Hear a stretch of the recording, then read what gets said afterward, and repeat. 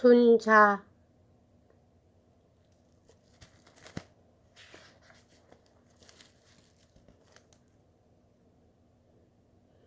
인간의 본성이란 사악한 것이며 그의 선이란 후천적인 것이다. 순자 23장 제7장 순자. 순자는 공자의 학리의 해설자이면서도 한편 맹자의 사상에 대해서는 비판자의 위치에 있다. 맹자가 유교의 이상파를 대표한다고 하면 순자는 그 현실파를 대표한다고 말할 수 있을 것이다. 왜냐하면 순자는 사회적 통제에 중점을 두고 인성의 약함을 주장하기 때문이다. 우리는 순자가 비록 유교 전통의 열렬한 옹호자이기는 하지만 진시황 치세 때 일대 승리를 거둔 법가가 아주 열심히 주창한 바 국가의 기능과 대권을 축혀 올린 것을 알 수 있다. 순자의 가장 중요한 점은 그가 공자의 사상을 요약하였을 뿐만 아니라 도가, 법가, 심지어는 묵가와 같은 다른 학파의 가장 훌륭한 사상을 그 자신의 가르침 속으로 흡수하였다는 사실에 있다. 그렇게 함으로써 그는 후세 자손들을 위하여 고대 사람들이 그들의 가장 창조적인 시절에 이룩해 놓은 지적인 업적을 요약하였다. 1. 생애와 저작. 순자의 이름은 황이지만 순경이라고도 한다. 그는 흉노, 토이기 및 몽고족들이 중국으로 들어갈 때 거친 산서의 변두리에 위치하였던 조나라에서 태어났다. 그가 살던 때가 어느 때였는지 확실히 알려지지는 않고 있으나 대부분 서기 전 300년대에 활약한 것은 사실이다.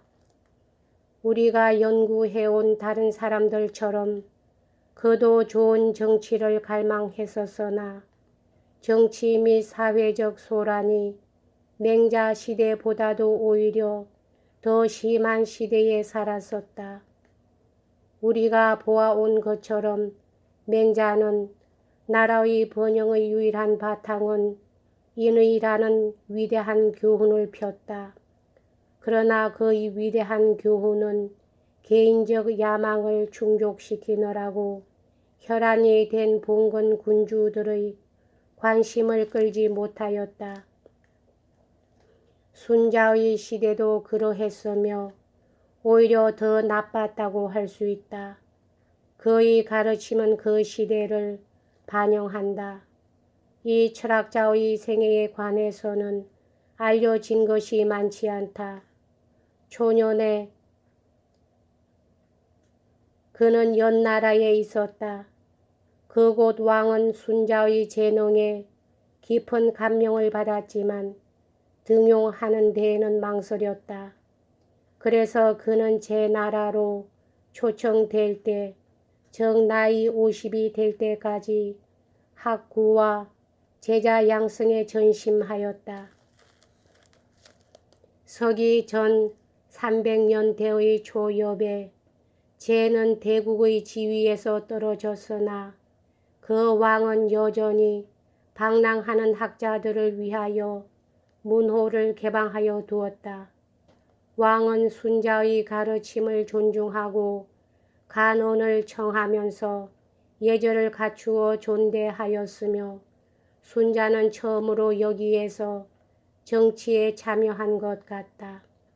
그러나 조정의 정성과 그 밖의 신하들은 그가 궁정에서 패권을 못 잡도록 하기 위해서는 그의 세력을 누르고 그에게 불리한 험담을 퍼뜨리는 것이 필요하다고 생각하게 된 것이다. 순자는 그 지위를 버리고 초나라로 갔다. 초나라의 영의정 춘신군의 천거에 따라 순자는 낭릉의 영이 되었다. 그도 공자처럼 군주는 강력한 무기보다도 어진 성품으로 백성의 충성을 얻을 것이라고 믿었다. 맹자처럼 그는 행복하고 만족하고 경제적으로 윤택한 백성이 좋은 정치의 바탕이라고 주장하였다. 그러나 춘신군의 죽음은 그로 하여금 정치적 생활을 포기하게 되었다. 그러나 그는 다시는 초를 떠나지 않았다. 난릉에서 순자는 한 무리의 젊은 학도들에게 둘러싸여 있었는데 이들 학도 중 일부분은 학자 또는 정치가로 입신하여 이름을 떨쳤다. 여생을 그는 이 교우와 학문 활동에 전념하였다. 이리하여 그의 생애의 모습은 공자의 그것과 흡사하였다. 그 시대의 태폐를 슬피 여겨 그는 사회 및 정치적 개혁가로 나섰다. 처음 그는 사람들을 가르치는 동시에 정치에 참여하고 선정의 모범을 세움으로써 자기 목적을 달성하려 하였다. 그러나 성과가 거의 없었다. 그러면서도 그는 사람이란 제 자신의 사회적 운명을 마음대로 할 수 있다고 주장하면서 여전히 낙관하고 있었다. 공자의 가르침과 인격은 그의 생활에 대한 최고의 지적 자극이 되었고 그의 전 사상에 대한 교시가 되었다. 그는 이렇게 말한 적이 있다. 공자는 어질고 슬기로웠다. 그는 눈이 멀지 않았다.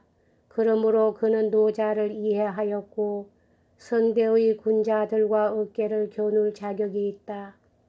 그러나 순자는 맹자와는 근본적으로 다르다. 그는 인성은 선천적으로 선하다는 맹자의 교리에 반대하였다. 순자는 극도의 정치적 사회적 부패의 결과로 사람은 선천적으로 성품이 악하다고 주장하였다. 그리고 하늘의 개념에 있어서 그는 도가의 비인격적인 자연적 도의 방향으로 훨씬 기울어졌다. 그는 하늘이란 자연의 불변의 법칙 이외의 아무것도 아니라고 말하였다. 열성이 따라 돌고 일월이 번갈아 비치고 사시에 대체하고 음양이 크게 변화하고 풍우가 널리 시행하여 만물이 저마다 화기를 얻어 생생하다. 순자는 탁월한 교육자였다. 그의 제자들 중에서도 가장 유명한 두 사람은 진시황의 영의정 이사와 뛰어난 법치주의자 한비자였다. 이 두 사람은 다같이 굳건하고 강건 있는 정치와 사회 질서의 테두리로서의 법률을 주장하였다. 이들의 사상의 결실은 전능한 진나라 땅들을 행정적이며 문화적인 단일체로 통합시킨 강력한 조치에 나타나 있다. 그의 제자들의 학설은 일부 유교학도로 하여금 순자가 비록 유학자들 편으로 분류되기는 하지만 서력 기원전 210년의 분서갱유로 절정에 이른 법가의 승리를 위하여 길을 터 놓았다고 비난하게 하였다. 순자는 서력 기원전 약 338년경에 죽었다. 순자의 가르침은 그의 이름을 딴 저서에 간직되어 있다. 이 책은 당초에는 332편으로 되어 있었던 것이 편찬되고 간추려져서 당대의 편찬한 표준판은 32편으로 되어 있다. 논구를 목적으로 이제 우리는 순자의 학리 체계를 인성, 욕망, 지식 및 정치의 네 분야로 나누어 관찰해보자. 그의 인성론은 교육론을 포함하고 있다. 그것은 앞으로 알게 되겠지만 순자는 사람의 선천적 본질에 보다는 오히려 그 교육 가능성에 더 흥미를 가졌었기 때문이다. 욕망론은 그의 전 체계가 그 위에 건설된 토대를 이루고 있으며 그러므로 사람의 마음을 조절하고 욕망을 완화하는 예와 악의 제도를 포함하고 있다. 지식론은 물적인 실제와 감지할 수 있는 현상의 본질을 다루며 정명론과 더불어 인심론을 포함하고 있다. 정치는 윤리와 경제를 포함한다. 이와 같이 결부시킴에 있어서 순자는 아리스토텔레스와 흡사하다. 양인은 다 같이 국가의 목적과 본질과 운명을 고찰하였다. 여기까지 하겠습니다.